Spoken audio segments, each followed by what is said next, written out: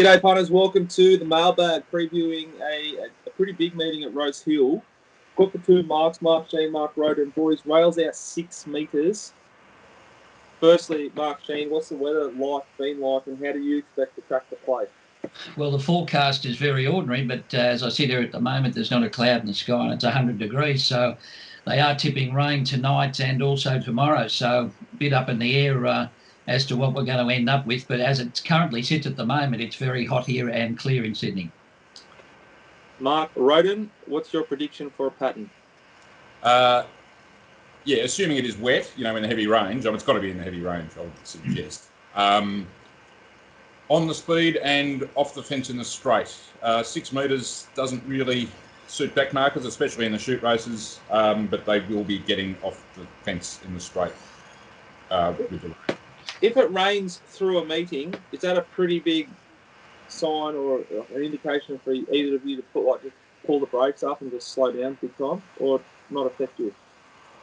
Oh, well, I think some horses, as the track worsens, even though they've got wet form, a bit like Canasta last week, where he'd won on a slow track, but that was on a day where there was no rain.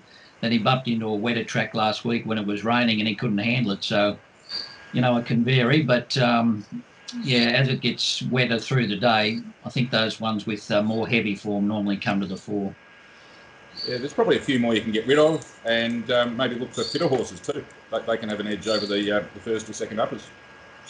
Okay, we're going to kick off with the Millie Fox race 4.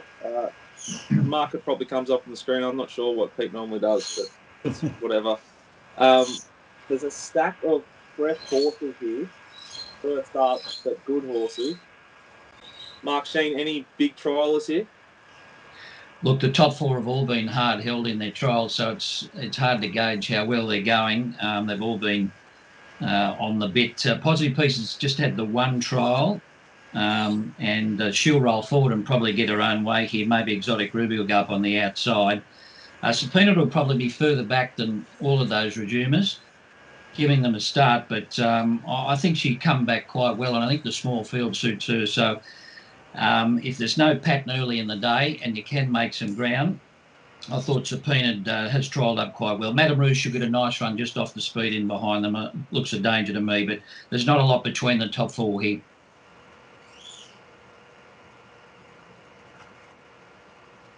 Mark Rhoden? Yeah, I went looking for, wet trackers and horses with a bit, either that were fit or had a bit of fresh form. Some of the, Positive Pieces is an old friend of mine, and she loves the wet, but can take a run or two. So I don't really, she's quite short, I thought. Madame Rouge peaked later in the prep last time too. So, and Subpoena was very best third up from memory, I think, last time. And not a real heavy track, I wouldn't think either. So I've landed on Asiago, who won first up last time and has won on heavy before, and is certainly bred for it. And my throw at the stumps will be the bottom one, Exotic Ruby. Beaten at midweek's last start, which doesn't read sensational for a black type race, but she'll be up on the speed. She's fit. She's by Snitchell. She's handled the wet, and she's down 6 kilos at nearly 20 to 1. That's a few boxes ticked there, and you don't have to have much on at that price. And I reckon she's a great each way chance. She'll be right in the race all the way. So they're the two. I find that Madame Rouge just a really talented horse who's incredibly hard to catch, but one of the worst horses to catch. Yeah. She's normally pretty good fresh though. You can see how sort of held up, savages it, and then all of a sudden we're back a second and third up, drop off, she wins 4th up, something like that. That's what usually happens. She should get a nice run there from barrier 1. So if the fence isn't just totally off, she should get the right run. Perfect. Race 5, Silver Slipper Group 2. Where do we start here, Mark Shean? Well, favourites come out, so things have turned around quite a bit. Home Affairs, he looked home the other day. He's a magnificent type. Looked about at $1.01 at the 200, but he was left in front and did face the breeze. So whether he decides to tug in behind them here and take the sit from barrier number 1, give him a bit of a smother. I was quite impressed with Polili's both his wins last time in, and I'm going his way. So 1 from 5 for me. Zeeth has certainly made improvement from his first run physically. But I think Home Affairs probably had a bit more improvement looking at them the other day. Mark? Yeah, not madly in love with this race on the wet. I was on Home Affairs when he looked home that day. Not saying that's why he got beaten, but it certainly felt like that at the time. I wonder whether, being by I'm Invincible, he's going to want much more rain, because he did really seem to put him away in 3 strides. The track was soft that day too, and I wonder whether he just struggled in the ground a bit late, because he looked like he was going to win by 3 lengths at the 300, and he did paddle late. If it's in the heavy 9 or 10, I don't know whether I want to be on him. But to be honest, I don't really know what I want to be on. Maybe Tiger of Malay. I thought he found the line well enough at his debut, and he's back in, when was that? In October. So he's had quite a long break. But he did find the line well, and looked like the extra trip was going to be what he was after. Limited evidence, but the extreme choices are looking like they might handle the wet okay. But very early doors with them. Dio's an interesting first start. I didn't think there was anything wrong with its trials. And I mentioned this thing in a review that I reckon I'll get back to 100 to 1 again, and might be a place chance is the bottom one, Dula Tila, with the very unfashionable connections. But I think both its runs have had a bit of merit. And she nearly got into the placings last time and could run a race at huge odds again. I'll be listening to what Rob says here before I do anything, I think. Yeah, Rob will be on course providing mounting yard mail via the app. So head to mailbag.com.au if you want to get that. It's pretty key with all these fresh horses. Race number 6, boys, Parramatta Cup. Staying race, 1900 metres. Very unique trip, really. Great for me personally. How do you guys handle that sort of unique trip? Well, it can be an advantage to be drawn inside, or if you've got pace outside, come across and, take up a position. So it can be a bit tricky on occasion. It doesn't look to be a lot of speed here. Sacramento certainly has all favours in front. He did run 5th in the Derby on a heavy track, but he was a very tiring 5th. So the jury's out with me if it does get to the heavy range. I'm going a little bit wide here with Dudu's Dart, who ran 2 good races in Sydney last time in. This is the first time he struck a wet track in Australia. He's got very good wet form in Ireland. I've looked up a couple of his wins over there, and he got through the ground quite well. And the fact that he's on a 7-day backup where a lot of these horses are resuming from a spell, I just thought getting onto that wet track for the first time in Australia might be worth a throw at the stumps. Sacramento, obviously the one to beat if he can get through the ground. Mustajir, a big query, won this race last year with the same weight. Similar track, gets through the ground well, but there are a lot of question marks with these horses resuming from a spell, Mark. Very much so. And you've got the 3 Australian bloodstock horses first up into it. 2 we've seen before, 1 we haven't, which muddies the waters a bit. Yeah, as you said, Mustajir won this first up last year on wet ground. Didn't race to the same level in the spring as the autumn, but he certainly likes the wet. Raheem House is a bit in the same boat. He was terrific on wet tracks last autumn, but didn't show that form in the spring either. But he's first up without a trial. I mean, I wouldn't want to be laying at 33 to 1, put it that way, on a wet track. Sacramento on the soft at 2:30, not for me, I have to say. The other Australian bloodstock runner, Collide, is a very interesting one. Its figures would win this if it is at his best, but he does look like he wants a fair bit further than 1900 to show that.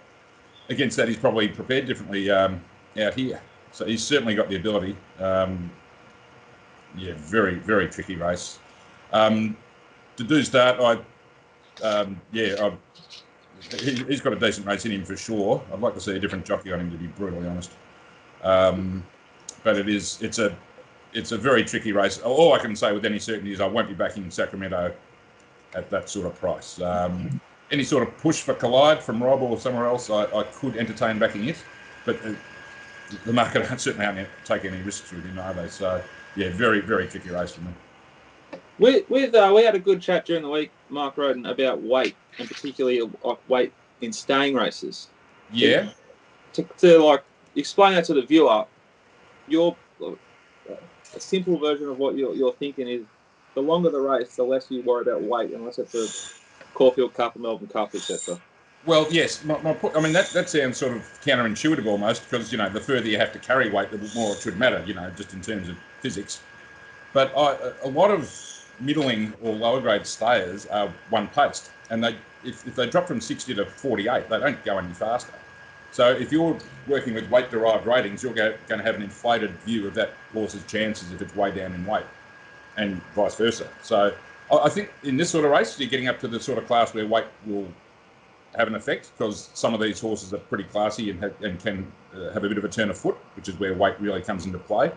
But if it's a benchmark 60 or whatever out at Wagga, and something's down in class and getting up to 61 kilos, that wouldn't worry me in the least. So that's where I maybe think a bit differently to weight and staying races to other people. What do you think about that, Mark? Shean?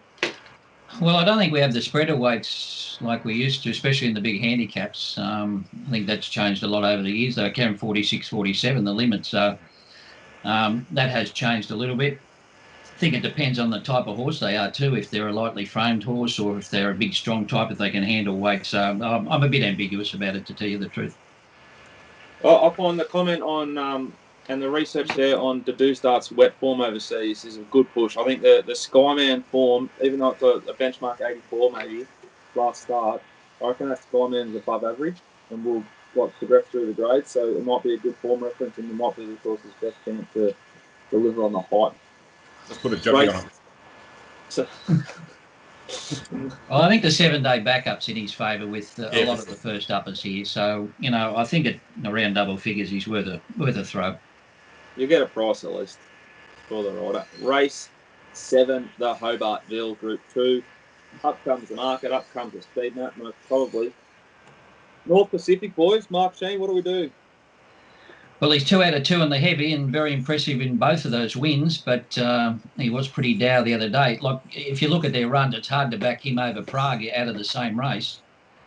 Prague sat 3 wide at the back and circled him and went away from him, and Prague comes up with barrier number 1 here. So, look, he'll probably be hard in the market, but I just want to see that coat glowing again. It wasn't glowing last week, so that is a big thing for him if he parades a little bit better. I have to be with Peltzer here. There's absolutely no speed in this race, bar Easy Campese. He's unbeaten in the wet, finds a perfect run in transit here. Looks a bet to me. Mark Rhoden? Yeah, inclined to agree. I really I like the New Zealander, Egon. By Sacred Falls, one of the best wet track size going around at the moment. I really want to like him, but he does seem to have a fairly one-dimensional racing style, meaning he will get back, and he'll probably be better over a shade further. And conversely, Peltzer, as we know, is going to be first or second in the run, just in the absolute bang right spot for what I expect the pattern to be on Saturday. Handles the wet. If you wanted to be picky, you could say that his form is much better at Randwick than Rosehill, which is strange because Rosehill's his home track, but that's probably jumping at shadows. He does seem to set up really well here. And North Pacific, if we hadn't seen that race a fortnight ago, North Pacific would be 6-4 in this. And, if he gets out to silly odds, you could on, SP profile and such talk yourself into backing him. But I suspect the drift on Saturday might suggest that he's completely cast. I couldn't really see a scenario where I'll be on him. But at the moment, I would suggest, even though Peltzer's starting to shorten, the presence of North Pacific is making the market a bit for Peltzer, so I reckon I'll be with him. Interesting comment, though, from Mark Shean about the parade of North Pacific, and I think Rob penned it as well. Yeah. Start. So there's a few boxes that could sort of end up ticking that really switches a bit for you, Rob. Well, if you make a movement from that first run. Mm. All right. Really well, you'd expect him to shorten though. So, Race 8, benchmark 94. Tavisan. Tavisan, it's north. You got a bit of Victorian form, a bit of Melbourne form. That's a little speed demon, that thing. Hard to hold. Tom Cherry with the handlebars down. Boys, what do we like here in race 8? Yeah, I found this a very tricky race. Look, I came up with Emanate, but I don't want the track to get too bad. She does have a bad failure on a heavy track, but it was at Randwick through the winter, and the track was horrendous at that stage. She looked above herself first up. She was not ready, and she set 3 wide facing the breeze with a big weight, and she's only a tiny filly or tiny mare now. She drops to 52, and if the track isn't bottomless by this stage, I think she's got a good chance here with all the speed in the race. She should just park off them. I think this is a hard race, though, but Emanate on top for me, number 12. Cochin Soda? Yeah, inclined to agree again. This is very, very difficult. The one I have constructed a case for at big odds is the top weight handle, The Truth. He has won fresh and he has performed okay on wet ground, and he's around $17. This is not a race I'm wildly excited about, and the rain only really muddies the waters, I think. Space Boy handles the wet, but I don't know. There's speed, going to be speed inside it, so it might be gassed early. Emanate wide last start. The thing from Hong Kong, Flat Heaven, trialled okay, but seems to map ordinary. Tavasan, do you reckon pressure on a wet track might get rid of Tavasan? Because there's a few levers in it. No, I find the horse real hard to catch. It's sort of like, I want at the Valley, if it's a Canterbury or something, I'd be interested. Munitions is the interesting runner here, being gelded. Looked very, very fresh in that run at Flemington last time in, and also in his trial. Maybe they've gelded him to try and get him to settle in his races, but he was very keen in that trial at Rosehill. But he did hit the line quite strongly, so I'd suggest a query on him if you can get a report on how he looks in the yard. Yeah, I was going to mention that horse. It looks to me like the obvious here. Yeah. Well, he seemed to trial a lot better than his jump out at Flemington before he ran at Flemington. So, to my eye, he looks to have improved from one preparation to the other. Yeah, but don't quote me, but I think Ollie might have said something along those lines too. Like, it wasn't 100% right, but it's got good ability, potentially. Okay. Anyway, race 9, the last. So, just before you go on, mate, the negative on Munitions is that his standout worst overseas performance was on soft in France. Yeah. Yeah, he was unplaced in a Group 1, wasn't he? That's why you watch the show, boys. Like, wow, you've dug deep there on every single pony. Unbelievable. Race 9, the last. Lakeen's favourite for J-Mac and James Cummings. Do we want to bet here, boys? Look, this trial, Lakeen also. He's only had the one trial, though. I'm just looking at his runs in France. Look, he looked honest, but he didn't look anything special. He'd have to really be glowing in the yard for me, I think, to take that price at the moment if it's wet. I thought Fulmina freshened up here. Admittedly, this is probably just a touch short of her best distance, but she does go very well fresh and does love heavy ground. Sherry takes 2 off its back, and if they can run on from the back of the field, I thought she'd run well in the last, number 5. So maybe at an each-way basis, Fulmina. Cochin? Yeah, depends if it gets a run. If the 4th Emergency gets a run, Wheelhouse, I think he's pretty promising. Don't know if Gate 1's going to be any spoil by race 9, but love the way he attacked the line. I mean, that was a terrible race he won at Kensington, but he was the one horse with any sort of upside out of that event, dropping down to the limit. 3-year-old against older horses, I could entertain him, but he's a good chance of getting a run on the heavy track, I suppose. There'll probably be scratchings. Lakeen, favourite. Query, wouldn't have to be much good to win this, I think. Certainly can see the case for Fulmina. Really like Star Spangled Radio's last run, and he has some wet form, but his last 2 runs on wet have been well below par, so have to take him on trust at best. Yeah, I think I will be very much wait and see here, but hoping Wheelhouse gets a run, because if he does, I reckon I'll be on him. Which would be the horse out of every horse racing there on Saturday that you're most excited to see? Mark Shean. Well, I suppose that 2-odd race has fallen away a little bit. Look, I want to see Agon. I know I've tipped against it, but just as a future viewpoint, if he's going towards a Doncaster or the Derby. And this horse from France in race 3, Ziegfeld, has got some very good form overseas and some very good wet form as well. So be interested to see how he parades. Have you seen the trial for Vowmaster? I certainly have. What's the report there? Is it running in Sydney, do we know? Or It's nommed in Melbourne too. There was a bit of talk on Wednesday at the races that it might even scratch from both and go to Gosford next Wednesday. That's not set in stone. So I think a lot will depend on how much rain we get. I'm pretty sure he'll run in Sydney either on Saturday or next Wednesday at Gosford. He'll start at $1.10 at Gosford.